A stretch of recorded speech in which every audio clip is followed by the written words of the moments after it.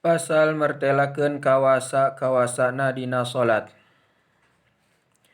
Saha anu teu kawasa kana nangtung maka salat bari diuk sami untung.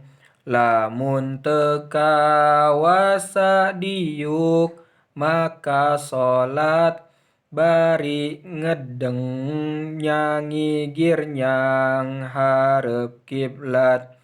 Teu kawasa nyangigir nang karak salat sarta kedah ganjel sareng nunjang kiblat.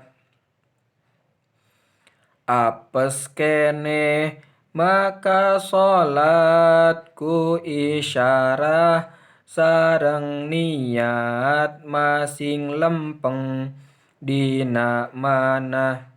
Teu kawasa ku isyarat tuluy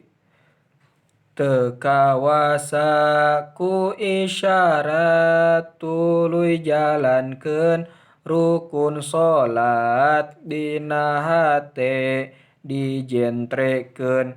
Henteu dihampura jalma tinggal salat satungtung akalna bener masih inget.